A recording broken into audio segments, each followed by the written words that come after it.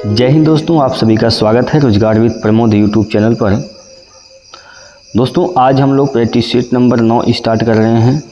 8 set हम लोगों ने किया है, आप लोगों ने देखा होगा और रिस्पांस आपका बहुत बेहतरीन रहा दोस्तों।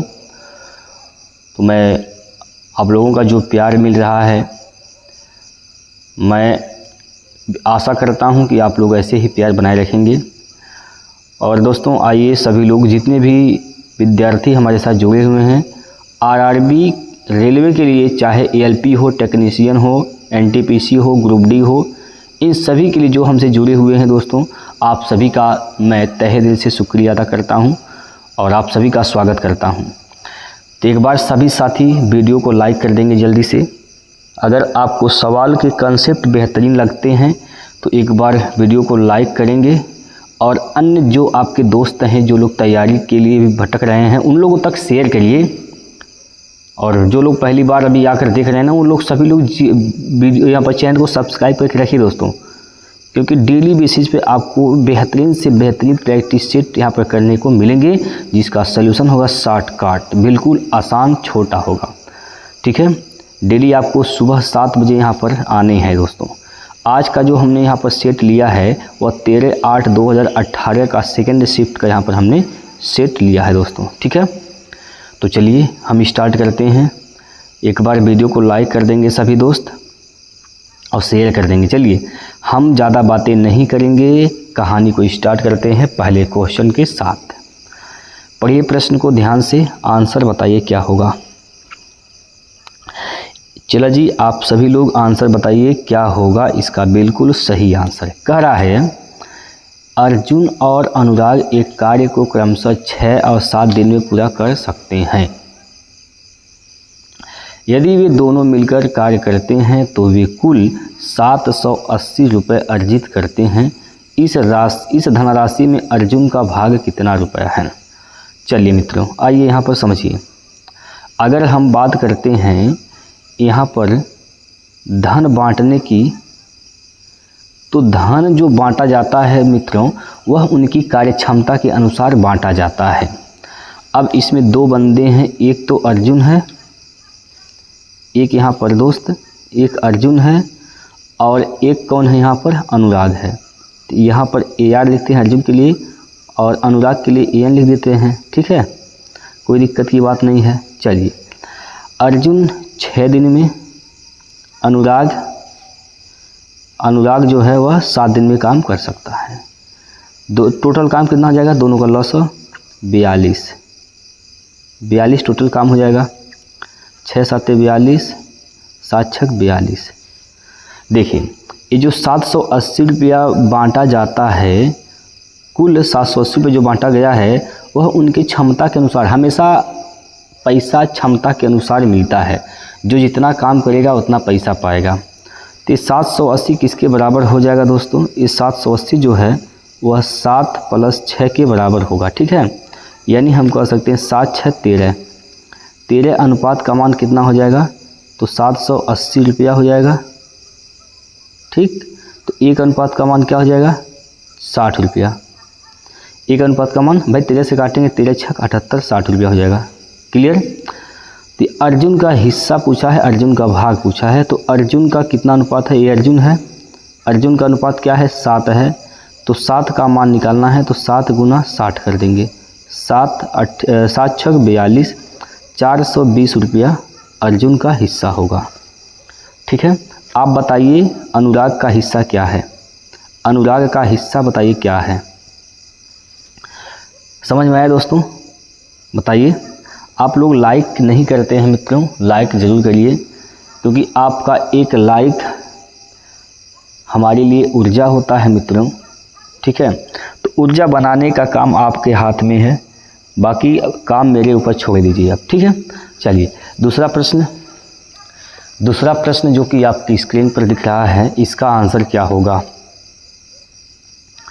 देखिए मित्रों यहाँ पर बोला गया कि रोशन की वर्तमान उम्र उषा की वर्तमान उम्र के 1.5 गुने से 3 वर्ष कम है। ठीक, 12 वर्ष पहले उषा की उम्र रोशन की उम्र के आधे से 3 वर्ष ज़्यादा थी। तो रोशन की वर्तमान उम्र बताइए। रोशन की क्या बताना है दोस्तों? रोशन की वर्तमान उम्र बताना है। हम मान लेते हैं कि रोशन की जो वर्तमान उम्र है वह 42 साल है, मान लेते हैं। ऑप्शन से हल करेंगे इसको ऑप्शन से हल किया जाएगा, आसान होगा। क्या बोला गया? रोशन की वर्तमान आयु क्या है?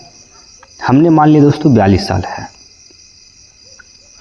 तो रोशन की जो वर्तमान उम्र है उषा की वर्तमान उम्र का 1.5 गुना है। 1.5 गुना से 3 वर्ष कम है। ठीक, समझिए, रोशन का जो उम्र है वह क्या है?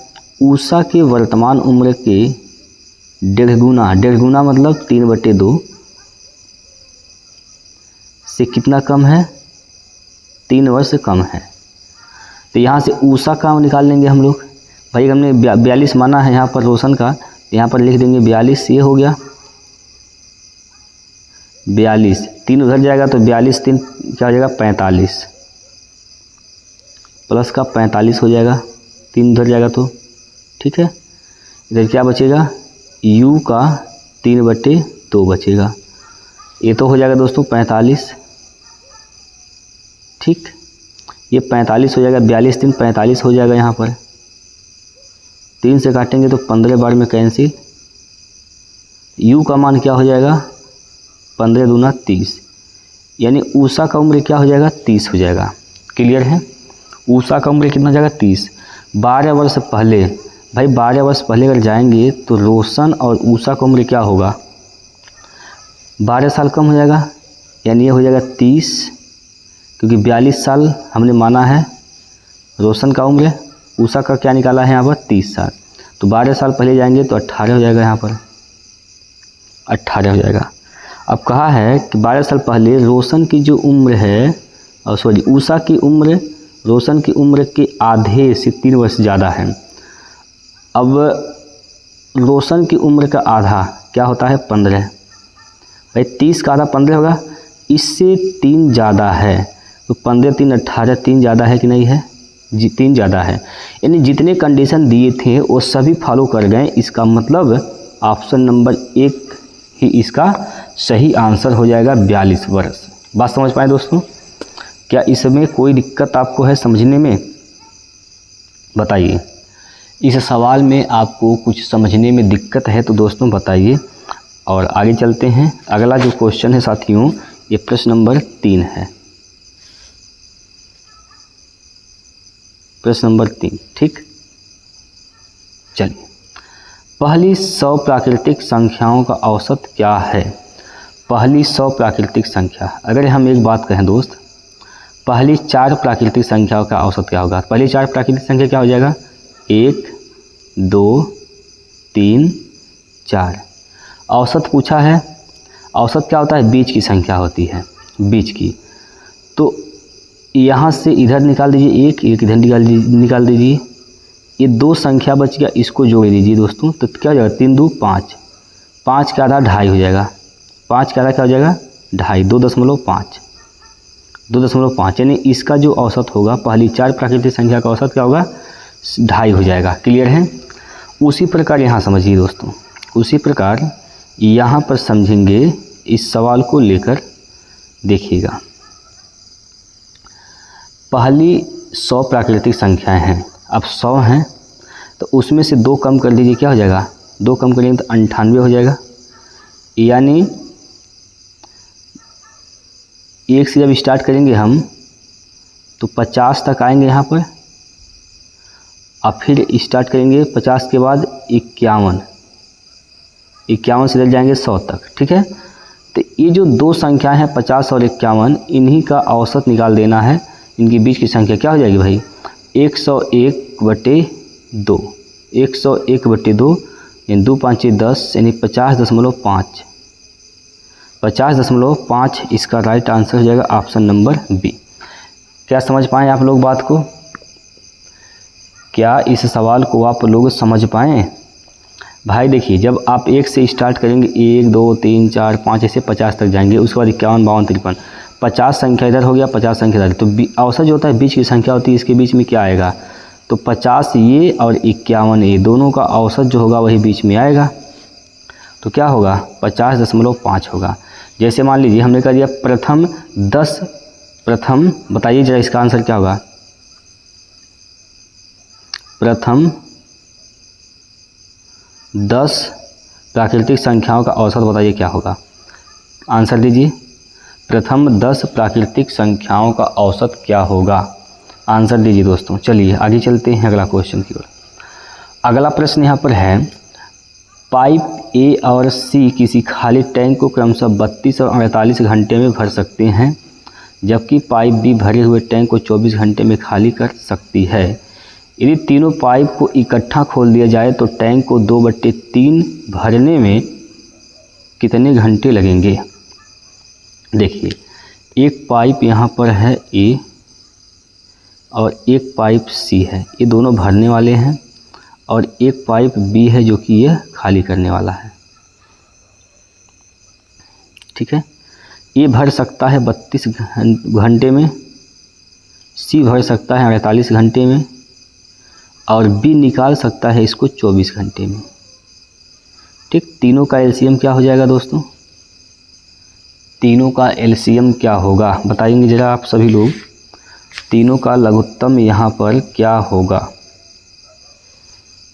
चलिए तो तीनों का एलसीएम जो आएगा मित्रों वह हो जाएगा 96। कितना होगा, जब होगा 96। ठीक है, 96 इसका लसा हो जाएगा।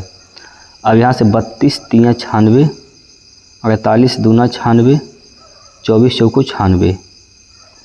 कह रहा है कि जब टैंक को 2/3 भरने में, यानी 96 का 2/3, 96 का 2/3 भरने में कितना समय लगेगा। 3 से काटेंगे, 3 3 9, 3 2 6, 32 3 96 होता है, 32 दूना क्या हो जाएगा 64। 64 लीटर पानी भरना है तो कितना समय लगेगा। देखिए 3 + 2 5 में से 4 गया तो 1 की क्षमता से भरा जाएगा ओवरऑल, तो 64 घंटे का समय लग जाएगा। कितने घंटे का, 64 घंटे का। ऑप्शन नंबर बी हो जाएगा इसका सही जवाब। ठीक है, चलिए दोस्तों अगला प्रश्न देखेंगे, प्रश्न नंबर 5। इसमें कहा गया है, आप लोग पहले बताइए आंसर क्या होगा।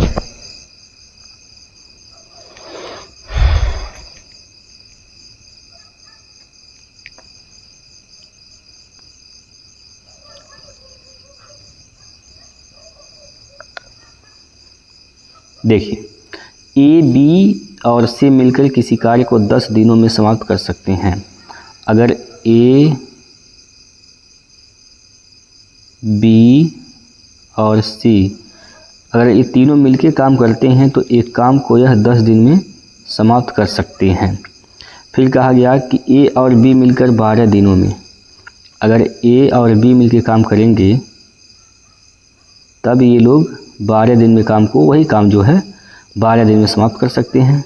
जबकि बी और सी एक साथ काम को 20 दिन में, बी और सी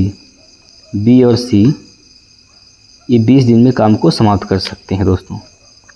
ठीक, तो टोटल काम है कितना, तीनों का एलसीएम जो होगा वही टोटल काम हो जाएगा। तो क्या हो जाएगा 60, 10 छक 60, 12 पंजे 60, 20 तियाँ 60। क्या पूछा है, यदि बी इस कार्य को करे तो उससे कार्य को पूरा करने में कितने दिन लगेंगे। अगर बी इस काम को करेगा तो कितना दिन का समय लगेगा, ये पूछा गया है। देखिए दोस्तों, तो हमारा मेन टारगेट क्या होना चाहिए, बी की क्षमता निकालना। ठीक है, बी की क्षमता निकालना। ज़रा गौर से देखेंगे, ए बी सी का तीनों का क्षमता यहाँ पर देखेंगे। तीनों की क्षमता की बात करें दोस्तों हम लोग, तो तीनों की क्षमता मिलाकर कितना है 6 है। तीनों की क्षमता मिलाकर कितना है 6 है। ए और बी की क्षमता 5 है। ए और बी की क्षमता क्या है दोस्तों 5 है। अगर ए और बी की क्षमता 5 है तो सी की क्षमता क्या हो जाएगी, तीनों का क्षमता 6 है तो सी की क्षमता 1 हो जाएगी। सी की क्षमता क्या हो जाएगी 1। अगर सी की क्षमता 1 है, यहाँ से देखिए सी की क्षमता अगर 1 है, बी और सी का क्या है 3 है, तो बी का अकेले क्या हो जाएगा क्षमता, इसकी क्षमता हो जाएगी 2। यानी ये 60 काम अगर बी 2 की क्षमता से करेगा तो 20 तियाँ 60, 30 दिन का समय लगेगा। 30 दिन हो जाएगा इसका right answer option number A. Clear है? ऑप्शन नंबर ए दोस्तों इसका सही आंसर हो जाएगा। आइए अगला प्रश्न देखते हैं।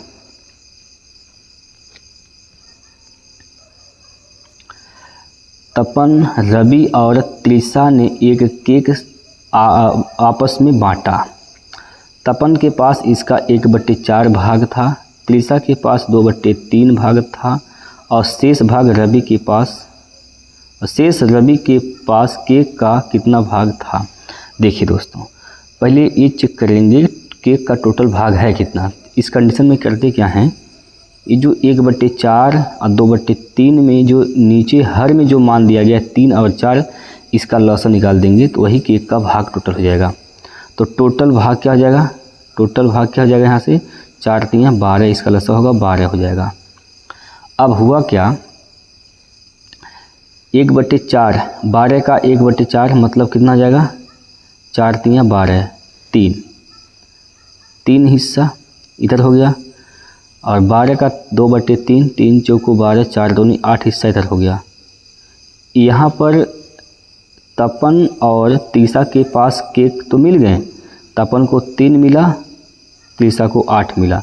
टोटल भाग कितने हैं, 12। तो कितने भाग बंट गए हैं, 8 3 11। कितना अभी बचा है, 1 बचा है, किसका, 12 का। तो 1/12 भाग क्या हो जाएगा, अभी शेष बचा हुआ है, जो कि किसके पास है, या रवि के पास है। 1/12 option number B. Option number दोस्तों बी इसका राइट आंसर हो जाएगा। क्लियर है? कोई दिक्कत परेशानी हो तो बताइए आप लोग। अगर सर आपको कोई दिक्कत है तो आप लोग बता सकते हैं। चलिए अगला प्रश्न देखिए, इसका आंसर बताइए आप लोग कितना होगा।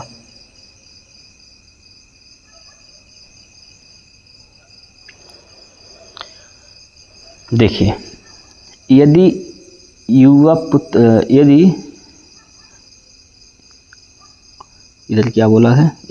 पुत्र 2 घंटों के लिए शीघ्रता से काम करता है और एक दिन में 16 वस्तुएं तैयार करता है और उसके वृद्ध पिता धीरे धीरे 8 घंटे काम करते हैं और एक दिन में 24 वस्तुएं तैयार करते हैं, इनमें से कौन सा सही है। इसमें जो है कौन सा सही है।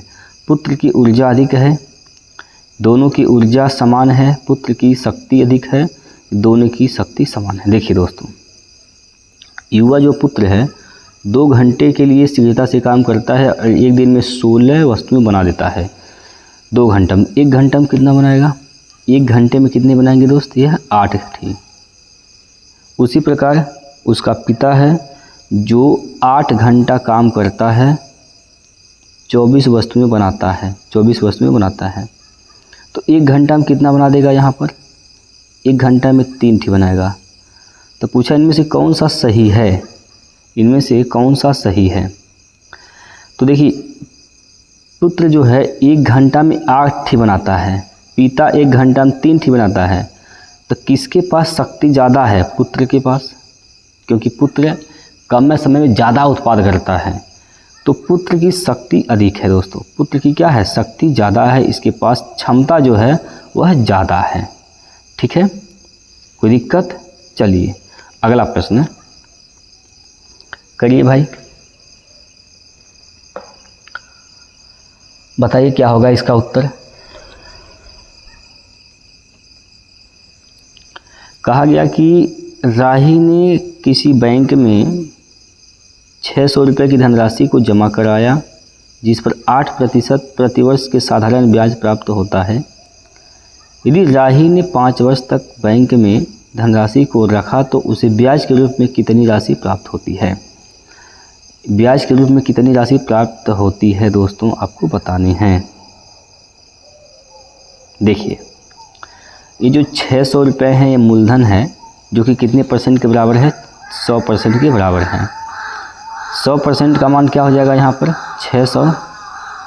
तो 1% का मान क्या हो जाएगा दोस्तों, 1% का मान हो जाएगा 6।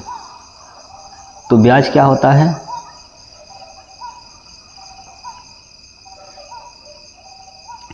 दोस्तों ब्याज क्या होता है, RT प्रतिशत।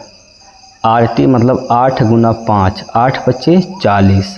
तो 40% का मान निकालना है आपको। 40% का मान निकालने के लिए 40 गुना 6 कर देंगे, तो 6 चौको 24, 240 रुपये ब्याज के रूप में प्राप्त होगा। कितना दोस्तों? 240 रुपये। ठीक है, 240 रुपये ब्याज के रूप में यहाँ पर इसको प्राप्त होगा। ठीक है भाई, कोई दिक्कत है बताइए?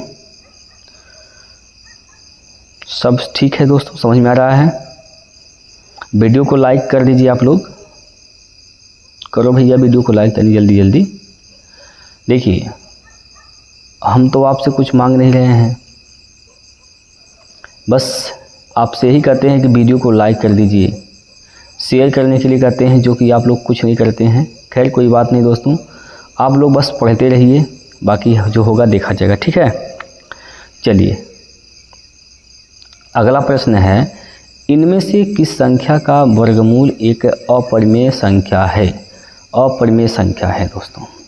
देखिए, वर्गमूल के कुछ कंडीशन होते हैं। यदि इकाई का अंक 1 है, अगर इकाई का अंक दोस्तों यहाँ पर 2 है, 3 है, 7 है, 8 है, अगर इकाई का अंक इनमें से कोई भी है तो वह कभी भी वर्ग नहीं हो सकता है। और एक बात और, अगर शून्य की बात करें, शून्य हमेशा जोड़ा में होना चाहिए, या तो 2 होना चाहिए, यानी विषम होना, सम होना चाहिए, सम 2 हो या फिर 4 हो, ठीक, या फिर 6 हो या फिर 8 हो, तब वह क्या होगा? वह एक पूर्ण वर्ग होगा। ठीक है, और जो पूर्ण वर्ग नहीं होगा तो इसका मतलब अपरिमेय संख्या है। ठीक है, अपरिमेय संख्या हो जाएगा, यानी उसका हम जब वर्गमूल निकालेंगे तो वह अपरिमेय बताएगा। यहाँ पर इकाई का अंक 9 है, इसमें हमने कहीं 9 लिखा नहीं लिखा। अगर इनमें से कोई संख्या आ गया तो वर्गमूल नहीं होगा उसका, यानी वो परफेक्ट स्क्वायर नहीं होगा। ये तो परफेक्ट स्क्वायर है, ये भी है, ये भी है, लेकिन दोस्तों यहाँ पर एक जीरो आया है। अगर इसमें 2 जीरो होता तो हम कह सकते थे कि यह परफेक्ट स्क्वायर है। और जब इसका परफेक्ट स्क्वायर नहीं है तो इसका जब आप वर्गमूल निकालेंगे तो यह परिमेय संख्या नहीं आके क्या आएगा? अपरिमेय संख्या आएगा। तो ऑप्शन नंबर सी हो जाएगा इसका सही आंसर। क्लियर है? चलिए अगला प्रश्न देखिए। तो प्रश्न नंबर 10, राघव द्वारा 12 परीक्षाओं में प्राप्त औसत अंक 24 हैं। जुबेदा ने अब तक 23 औसत अंक प्राप्त किए हैं और उसने केवल 9 परीक्षाएं दी हैं। यदि प्रत्येक परीक्षा में 30 में से अंक दिए गए हैं तो जुबेदा को शेष 3 परीक्षाओं में से किसी एक परीक्षा में कम से कम कितने अंक जरूर प्राप्त करने होंगे ताकि वह राघव के प्रदर्शन का मुकाबला करने का मौका पा सके। देखिए दोस्तों, बहुत ही बेहतरीन सा प्रश्न है। अगर हम बात करते हैं राघव की, तो राघव की बात करते हैं दोस्तों। राघव ने 12 परीक्षाएं दी हैं जिसका औसत क्या है? 24 है। तो राघव द्वारा प्राप्त कुल अंक, ठीक है, कुल अंक यानी कुल मार्क क्या हो जाएगा राघव का? तो 24 गुना 12, 12 चौक 48, 12 दूनी 24, 24 4 28, 288 हो जाएगा दोस्तों, 288। ठीक है, 288 ये किसका अंक है? तो राघव द्वारा प्राप्त किया गया अंक है। वहीं जुबेदा की बात करते हैं तो जुबेदा 9 परीक्षाएं दी है और 23 औसत अंक प्राप्त की है। तो जुबेदा के लिए अगर बात करें हम लोग टोटल अंक की, तो 23 गुना 9, 9 3 27 हासिल का 2, 9 दूनी 18 2 20, यानी 207 अंक यहाँ पर प्राप्त की है जुबेदा। तो अभी उसे कितने यहाँ पर अंक प्राप्त करने होंगे दोस्तों? देखिए, अभी इसके मुकाबले पहुँचने के लिए राघव के मुकाबले पहुँचने के लिए अभी कितना अंक चाहिए उसको? तो घटा दीजिए अभी यहाँ से 1 और 8, 81 अंक चाहिए। कितना अंक चाहिए दोस्तों? 81 अंक चाहिए। ठीक है, यहाँ पर उसको 81 अंक चाहिए। कोई दिक्कत यहाँ पर? यहाँ पे कोई दिक्कत हो तो बताइए दोस्तों। अभी 81 अंक चाहिए।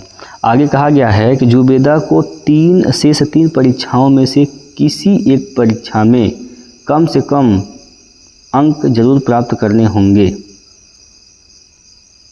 प्रत्येक परीक्षा में 30 में से अंक दिए गए हैं, यानी 30 प्रश्न का जो है यहाँ पर अंक है।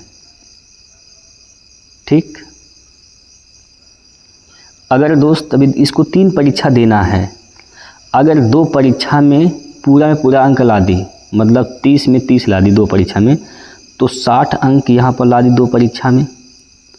तो अभी एक परीक्षा में कितना अंक लाना पड़ेगा? तब घटा दीजिए भाई यहाँ से 1 और 2, यानी एक परीक्षा में कम से कम उसको 21 अंक लाने होंगे, क्योंकि 3 परीक्षा देना उसको। भाई पहले परीक्षा में 30 अंक प्राप्त कर ली, दूसरे में 30 अंक प्राप्त कर ली, 60 तो अंक हो ही गया। हमें चाहिए कितना? केवल 80 चाहिए। तो जो अगला होगा उसमें हमें केवल और केवल 21 अंक प्राप्त करने होंगे। तो किसी एक परीक्षा में कम से कम कितने अंक चाहिए? 21 अंक चाहिए। तो 21 इसका राइट आंसर हो जाएगा। क्लियर है? कोई दिक्कत यहाँ पर? चलिए अगला प्रश्न, इसको आप लोग लगाइए।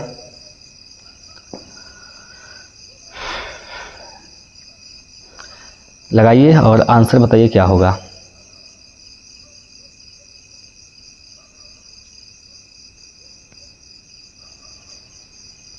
देखिए, किसी मिश्रण में रेत और बजरी का अनुपात 7:8 है, जबकि बजरी और सीमेंट का अनुपात 6:7 है।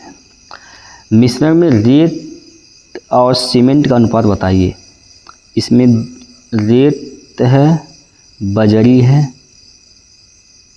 ठीक, रेत बजरी है, तो यहाँ पर अनुपात दिया गया है 7:8 का। और यहाँ पर बजरी और सीमेंट का भी दिया गया है। बजरी और सीमेंट का क्या दिया है? 6:7 का, 6:7। यहाँ पर क्या आ जाएगा? 8, यहाँ पर 6 आ जाएगा। किसका पूछा है दोस्त? रेत और सीमेंट का। तो बजरी से लेना देना नहीं है, इससे कटेगा। 2 3 6, 2 चौको 8, यानी 3 संबंधी हो जाएगा 4, 3 संबंधी 4। यहाँ पर आंसर हो जाएगा option number D. Option number दोस्तों डी। क्लियर? अगला प्रश्न, निम्नलिखित में से कौन सा एक पाइथागोरस त्रिक है? पाइथागोरस त्रिक बताना है, कौन सा इसमें पाइथागोरस त्रिक है। ठीक है, देखिए पाइथागोरस त्रिक का मतलब क्या होता है? सबसे जो बड़ी भुजा होती है उसका स्क्वायर शेष जो अन्य 2 भुजाएं बचती हैं उसके स्क्वायर के योगफल के बराबर होता है। ठीक, तो अगर हम इसको मानते हैं आंसर सही है, तो 17 का स्क्वायर क्या हो जाएगा? 289, और एक इसके बराबर होगा, दोनों भुजाओं के योग के स्क्वायर के योग के बराबर। 8 का 64 प्लस 15 का 225, जोड़िए 9, 6 2 8, 289, दोनों बराबर आ गए। मतलब ये क्या है? पाइथागोरस त्रिक है। वैसे भी दोस्त याद रखिएगा, 8, 15, 17 या पाइथागोरस त्रिक होता है। ठीक, चलिए अगला प्रश्न,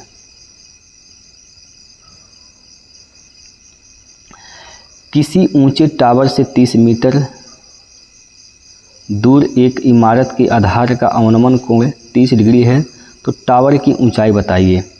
टावर की क्या बतानी है? ऊंचाई बतानी है दोस्तों। देखिए, किसी ऊंचे टावर से 30 मीटर दूर, यहाँ पर ऊंचा टावर है, इससे 30 मीटर जब आगे चलेंगे हम, 30 मीटर दूर जाएंगे,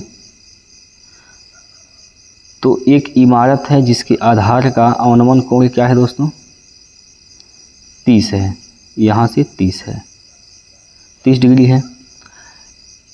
तो tan 30 का मान क्या होता है? लंब बटे आधार, लंब बटे tan थीटा का मान क्या होता है? लंब बटे आधार होता है। tan 30 का मान 1/करणी में 3 होता है। ये क्या हो जाएगा? 1/करणी में 3 हो जाएगा दोस्तों। तो क्या पूछा गया है? टावर की ऊंचाई बताइए। टावर की क्या बतानी है दोस्तों? टावर की यहाँ पर ऊंचाई आपको बतानी है, टावर की ऊंचाई बतानी है। तो देखिए करणी में 3 का मान कितना दे रखा है यहाँ पर 30, तो 1 का मान क्या हो जाएगा 30 बटे करणी में 3। करणी में 3 से ऊपर नीचे कर देंगे गुना, ये 3 हो जाएगा, 3 से कटेगा 10 बार में, मतलब यहाँ पर आ जाएगा दोस्तों क्या चीज़ 10 करणी में 3, 10 करणी में 3 ऑप्शन नंबर ए। ठीक, कोई दिक्कत? चलिए अगला प्रश्न है, किसी प्लेटफॉर्म के ऊपर से एक टावर का उन्नयन कोण 30 डिग्री है। टावर 45 मीटर ऊंचा है और प्लेटफॉर्म तथा टावर के बीच क्षैतिज दूरी 40 करणी में 3 मीटर थी। प्लेटफॉर्म की ऊंचाई कितनी है? देखिए दोस्तों यहाँ पर एक क्या है, तो यहाँ पर एक बनाते हैं दोस्त प्लेटफॉर्म। ठीक, ये प्लेटफॉर्म हो गया। अब यहीं से एक टावर इस प्रकार से है, तो प्लेटफॉर्म और टावर के जो उन्नयन कोण है यहाँ पर ये दे रखा है कितने का 30 डिग्री का दोस्तों, ये 30 डिग्री है। क्लियर? कहा कि टावर की जो ऊंचाई है 45 मीटर है, तो ये जो 45 मीटर ऊंचाई है दोस्तों ये है, ये टावर की ऊंचाई हो जाएगी यहाँ से लेकर यहाँ तक 45 मीटर। इनके बीच का जो क्षैतिज दूरी है वह क्या है 40 करणी में 3 है, 40 करणी में क्या है दोस्तों 3 है। देखिए अब tan 30 का मान क्या होता है 1 बटे करणी में 3, ये क्या हो जाएगा 1 अनुपात, और ये क्या हो जाएगा करणी में 3 अनुपात। तो करणी में 3 अनुपात का मान दिया है कितना 40 करणी में 3, तो यहाँ से काटेंगे अगर तो करणी में 3 से करणी में 3 कैंसिल, 1 अनुपात का मान क्या हो जाएगा 40, यानी यहाँ से लेकर यहाँ तक ये कितना हो जाएगा दोस्त, यहाँ से लेकर यहाँ तक 40, पूरा 45 है, तो ये कितना हो जाएगा, ये हो जाएगा 5 मीटर। ठीक है, तो प्लेटफॉर्म की ऊंचाई कितनी हो जाएगी 5 मीटर हो जाएगा दोस्तों। ऑप्शन नंबर बी इसका सही आंसर है। क्लियर है? ऑप्शन नंबर बी दोस्तों इसका सही उत्तर हो जाएगा। उम्मीद करता हूँ ये सवाल आप लोगों को समझ में आया है दोस्तों। हाइट एंड डिस्टेंस के सवाल दोस्तों बहुत महत्वपूर्ण होते हैं और इसको आप रेशियो मेथड से लगाना इसको आसान होता है साथियों। ठीक है, तो सब चीज़ें आपको सीखनी हैं ताकि परीक्षा में आप लोग अधिक से अधिक नंबर निकाल पाएँ। चलिए दोस्त आइए अगला प्रश्न जो कि प्रश्न नंबर 15 है।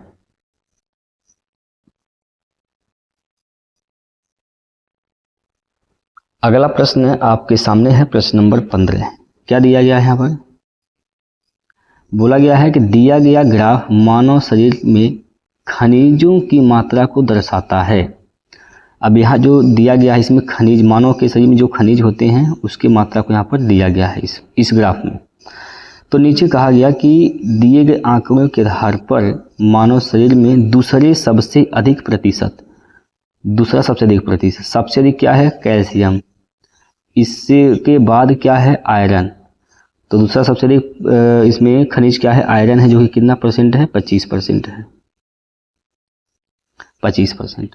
और दूसरे सबसे कम प्रतिशत वाला, पहला सबसे कम कौन है 8, दूसरा सबसे कम क्या हो जाएगा पोटेशियम यानी 9, ये हो जाएगा दोस्तों 9% का अनुपात बताइए। तो अनुपात निकालेंगे तो परसेंट से परसेंट कैंसिल, 25 संबंधी 9, 25 संबंधी दोस्तों 9 हो जाएगा right answer option number B. Option number दोस्तों बी इसका सही उत्तर है। क्लियर है? आइए अगला प्रश्न। एक शंकु के आधार का क्षेत्रफल 64 पाई वर्ग सेंटीमीटर है, जबकि इसकी तिरछी ऊंचाई 17 सेंटीमीटर है। इस शंकु को ठोस गोलार्ध प्राप्त करने के लिए फिर से तैयार किया गया है। इस गोले की त्रिज्या कितनी होगी? इस गोले की त्रिज्या आपको बतानी है। गोले की त्रिज्या बतानी है दोस्तों।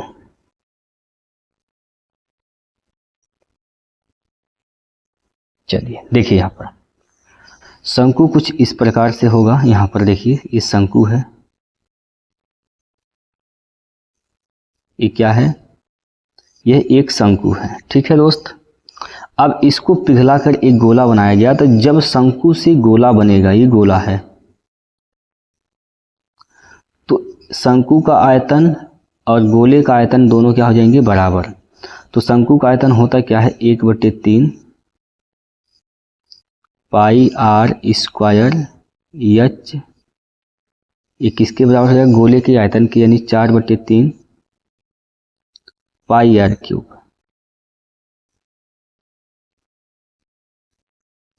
पाई आर क्यूब। पाई से पाई कैंसिल, 3 से 3 कैंसिल, ठीक, पाई से पाई कैंसिल हो जाएगा, 3 से 3 यहाँ पर कैंसिल हो जाएगा दोस्तों।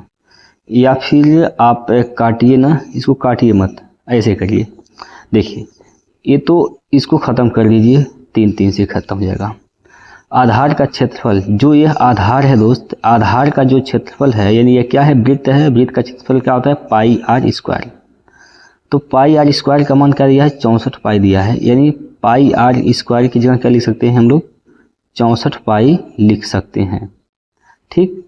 इसकी हाइट की बात करते हैं, देखिए तिरछी ऊंचाई, ये जो ऊंचाई है दोस्तों, इसको हम लोग बोलते हैं तिरछी ऊंचाई। तिरछी ऊंचाई 17 है, तो ये वाली हाइट क्या हो जाएगी, ये हाइट क्या होगा दोस्तों, बताइए, वो 15 हो जाएगा, ठीक, 15, क्योंकि 8 15 17 क्या होता है, 888 होता है, तो ये 15 हो जाएगा, यानी हाइट क्या हो जाएगी यहाँ पर, 15 हो जाएगा दोस्त, बराबर 4 इंटू आर का क्यूब, कैपिटल आर का क्यूब। यहाँ से पाई, सॉरी यहाँ पर पाई हमने लिखा, पाई भी यहाँ पर, ठीक, तो पाई से पाई यहाँ पर कटेगा, ठीक है भाई, 4 से काटेंगे, 16 चौको 64, 16 बार में यहाँ पर कट जाएगा ये, ठीक है। तो क्या होगा साथियों, बताएंगे एक बार, यहाँ से क्या होगा भाई, 8 दूनी 16 होता है। अरे कहने का मतलब यहाँ पर हमारा यह है, यहाँ पर हमारे कहने का मतलब यह है, आर क्यूब का मान क्या हो जाएगा, आर क्यूब का मान दिया 16 गुना 15, तो आर का मान क्या हो जाएगा, क्यूब रूट 16 गुना 15, तो आर का मान क्या होगा, 8 दूनी 16 होता है, 8 का क्यूब रूट निकालेंगे 2, अंदर क्या बचेगा, 15 दूना 30, 2 करनी में 30, इसका क्या हो जाएगा, राइट आंसर, ठीक है। कौन सा विकल्प सही है, तो यहाँ पर देखिए विकल्प नंबर ए इसका सही उत्तर है दोस्तों, विकल्प नंबर ए हो जाएगा इसका बिल्कुल सही उत्तर। क्लियर, चलिए अगला प्रश्न देखेंगे आप लोग।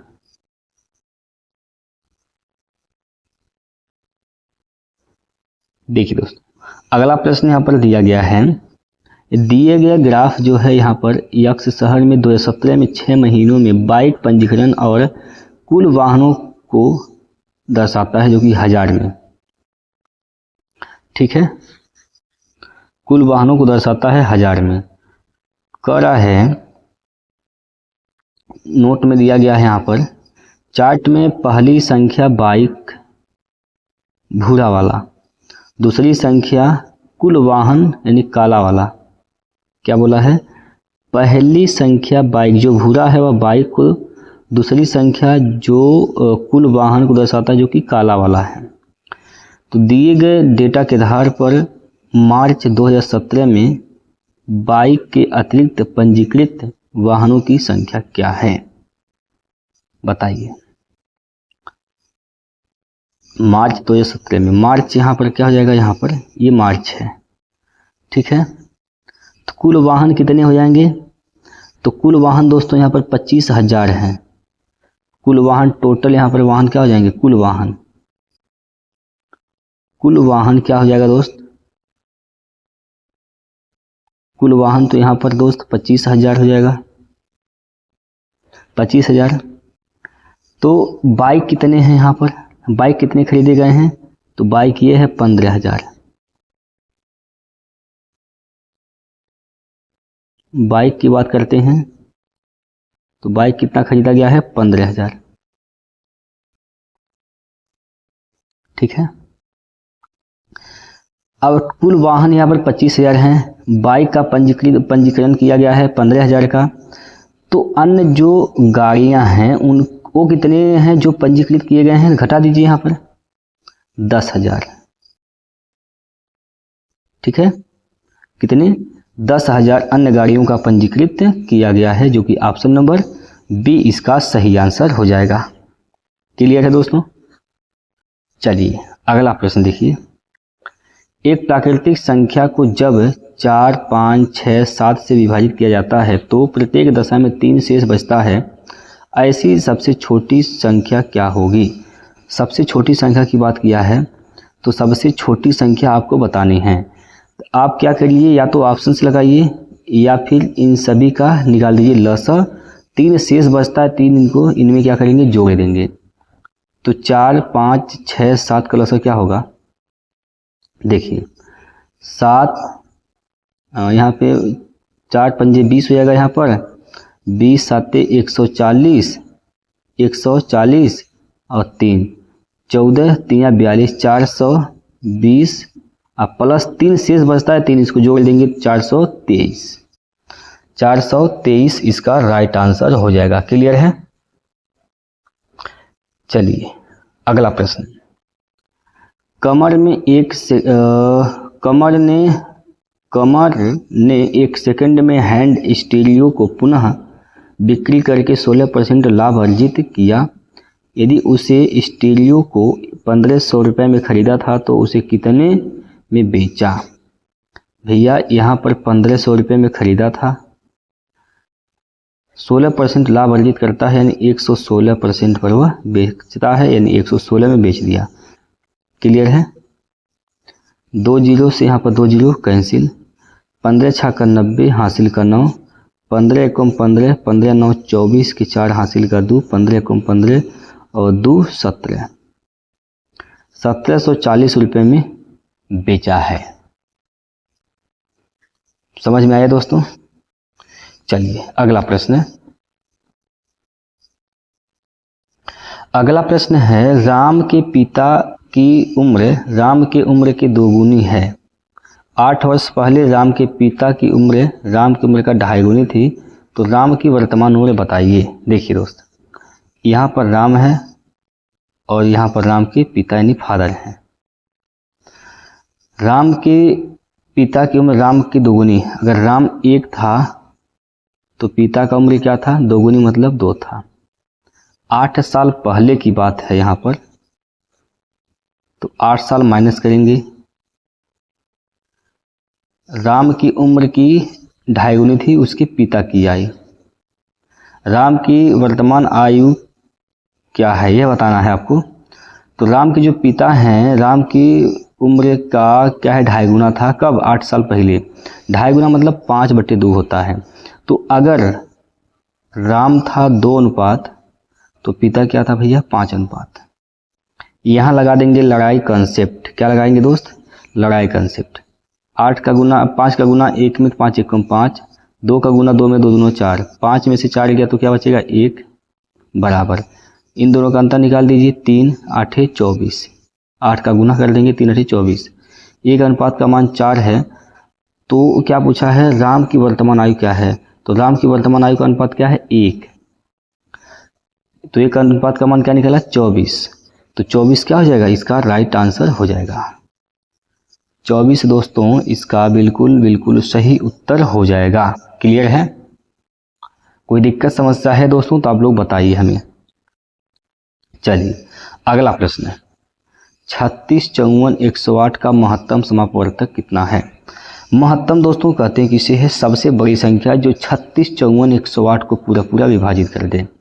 सबसे बड़ी संख्या क्या है 18, 18 से 36 कटेगा, 18 3 54 कटेगा, 18 6 का 108 6 बार में कटेगा, 6 8 48, 6 कम 6 4 10।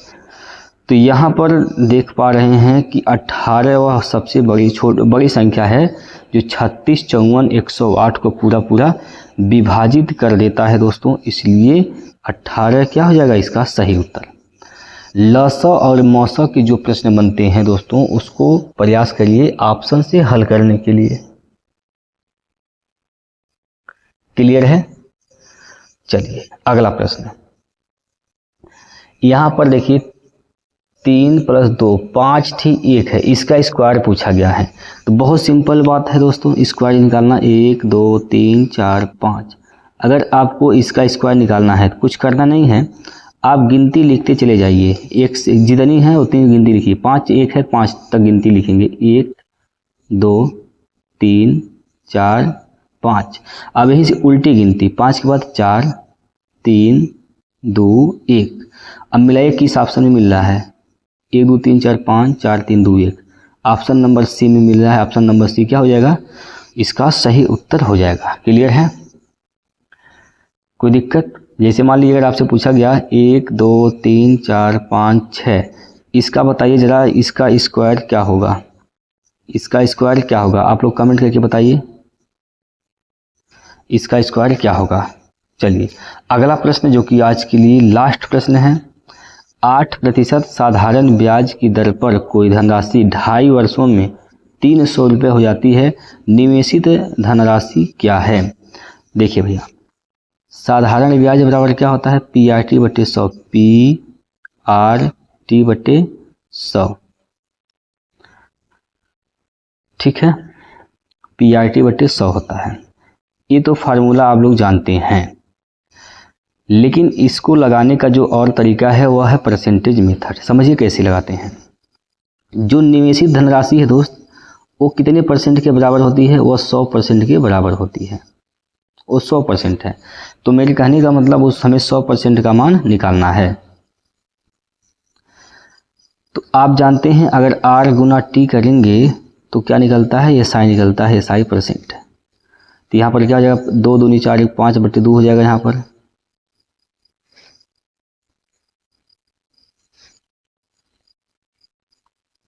5/2 गुना 8 2 चौको 8 5 चौको 20, यानी 20% का मान कितना दे रखा है यहाँ पर, सॉरी 20% क्या है, यह ब्याज है, लेकिन 300 रुपया हो जाता है। हो जाने का मतलब मूलधन प्लस ब्याज यानी मिश्रधन दिया है, यानी 120% का मान दिया है कितना, 300। तो 100% का मान क्या हो जाएगा, 120 नीचे 100 गुना, ठीक, काट दीजिए इसको, 0 से 0 कैंसिल, 3 दहियाम 30 3 चौको 12, 4 से काटेंगे 25 बार में कैंसिल, 250। तो 250 इसका दोस्त क्या है, मूलधन है। क्लियर है, 250 इसका मूलधन है दोस्तों। तो ऑप्शन नंबर बी क्या हो जाएगा, राइट आंसर। क्लियर है, अभी तक कोई दिक्कत आपको? दोस्त हम लोग 23 क्वेश्चन किए हैं, इन 23 के 23 प्रश्न जो थे बहुत बेहतरीन थे, प्रीवियस ईयर के प्रश्न हैं। तो आपने कितने प्रश्नों को अपने मन से बना पाए हैं, हमें अब बता दीजिए। कितने लोग ईमानदारी से तैयारी कर रहे हैं, इससे दोस्तों अंदाज़ा लग जाता है। क्लियर है,